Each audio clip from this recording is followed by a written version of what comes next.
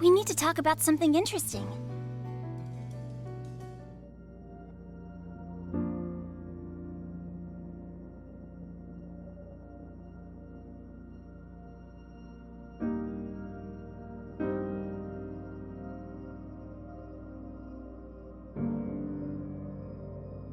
Some people have imposter syndrome. I think that's vain. Get over yourselves. Me? I've always felt like a background character. Like my role in any social situation is just to show up for a few hours, listen, nod, give some vague, oblique wisdom, and then drop some George Costanza one-liner and exit on a high note. I assume it's all of you who are the ones with the epic character struggles. I suspect you live every day dripping in the fiery passion of a protagonist. That's pretty badass, I'm not going to lie. So, in my role as the voice on the other end of the screen, what that gives you the introspective thoughts for 10 minutes then ceases to exist once you like the video and close the tab. I'd like to say, keep it up. Ganbate. I'm rooting for you. My day was made better for you having watched this video, and I hope you can say the same by the end. Let's keep it professional. Let me then put on a different hat to proceed. As a fan of the magical girl story, the one thing I can say to you, protagonist, is that your struggle matters. I'm not sure what it is, and I've seen enough of the world to know it's probably rough, buddy. But I know it's legit. I know that it's the purest essence of human existence to wake up every day and face down a complete load of unfair horseshit, and your struggles to even get up in the morning, to even stop staring at the ceiling, are completely underappreciated.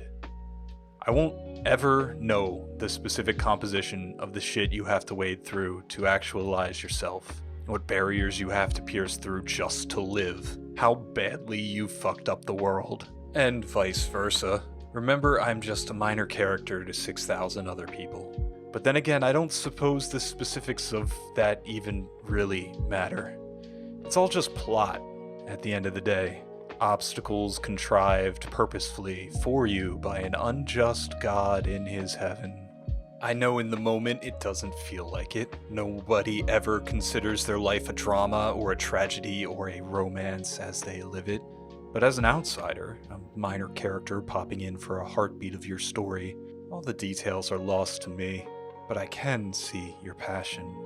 The only thing that matters is the resolve you bring to the journey and the choices you make in the struggle. That you dance like you want to win.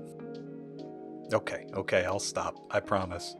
Somewhere, buried deep within the tangled web of technobabble and Ultraman references, there's some self-reflective hate for the audience that shines through in Evangelion.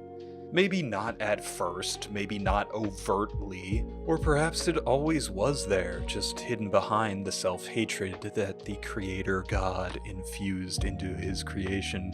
But by the second or third or 10th time you've all been on this narrative merry-go-round, repeating a tired story of unfair plot BS and your protagonist struggles, it's pretty undeniable. You can kind of smell it. Once we got all our hedgehogs in a row and masturbated on several different levels, including many metaphorical and metaphysical ones, we got there. Once money and death threats and acclaim started to pile up, God stayed in his heaven for fear of what he created, and he cringed at those people, content to wallow in the struggle. And so he sent his angel down to deliver his message. I promised I would stop, and I lied. Most of you will know that Mari Illustrious Makinami, I like that name better in English, has been notoriously controversial from her inception to the final shot of the franchise, adding nothing, pointless, etc. Good. The degree that Mari is a giant middle finger to the fans is almost blindingly obvious. Instead of the broken, exploited, and weak children pilots, she's well-adjusted, reasonable, and sane. Instead of clinging to praise or merely coping, she's self-assured. When the fans latched on to the vulnerabilities and exploitation, Mari brought nothing of the sort to the story. She could not fit in less. What would happen if you plopped a normal-ass person into a swarming hive of emotionally stunted and socially crippled man-children playing as gods? She'd probably think it all pretty silly. There's nothing quite so unsettling as a small dollop of normalcy into a pool of chaos. The first part of her beauty lies here for Mari and her worldview. She can see the farce. She can sing straight into the heart of the madness because the task before her doesn't have any power over her or who she is. Her singular ability to recognize the plot and, ergo, enjoy the plot proves her as the only person over 26 episodes and 5 films whose spirit isn't entirely dominated and capitulated to the situations around her. Well, maybe excepting Kaji and his watermelons. Mari Illustrious Makinami has no goddamn reason to be in Evangelion. It's perfect, then, that she is. Because you need a bit of fear, don't you? Need, not want. If it were all just the same story, and by extension the same message, again until the end of time, how utterly rote and simple. Comfortable. So to spice it up for those who revel in uncertainty of self and embrace the pain, true fear is being judged by the outsider. Is this you? This show, this cacophony of introspection, this lack of answers?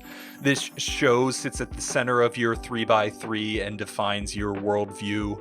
You know, most people would think that's actually pretty dumb. And they're kind of right. And you really don't want to hear that. And you hated Mari because you saw in her that reality seeping into your fiction. You don't want to be told that your pain is invalid. But Mari never once says or implies anything of the sort. The true beauty of her character is that she doesn't invalidate the struggle. She never mocks, derides, or disregards. There's no jaded cynicism, no anger, nor undue sadness. She shows up to every fight with a wry smile and a cheeky quip. She doesn't say that her worldview is better than anyone else's, or admonish those who are lost. She tells you that you smell nice, and earnestly helps you overcome the issue at hand, whatever that happens to be. That type of grace is far more than you deserve. I'm sure you're aware. And yet, there it is. Not offered to you by virtue of your role as protagonist, not provided conditionally, just a committed supporting role for your struggles as a person. Sometimes it really is no more complicated than that. Sometimes people want to help others for no gain to themselves. A woman bearing the names of the most famous traitor and prostitute in history, originally created for no other reason than commercialism and to destroy Eva, who was very deliberately intended to be an outsider. Mari bore the burden of waking up a generation, and she was quite sanguine and charming about it, and you hated her for it. Your safe little play, eternally resonant, your pathos in your vulnerability justified, your reverie for your pain, so true to life, all crashed and crushed beneath uninvited pairs of glasses and breasts that parachuted in to show you how contrived and foolish it all is, all the while being entirely genuine and supportive. She wasn't who you were supposed to bond to within your story. She wasn't the fated romance, nor the one you yearned for, nor the perfect answer to your problems. She didn't invalidate your loves or paper over your scars. She was just a normal girl. A minor character, somehow kind and smart enough to treat you like the adult she smelled you could become. Herald of change, harbinger of adolescence, evangelist of a bright new beginning. A Neon Genesis. Fuck you, Evangelion. Fuck you, audience. Grow up, children.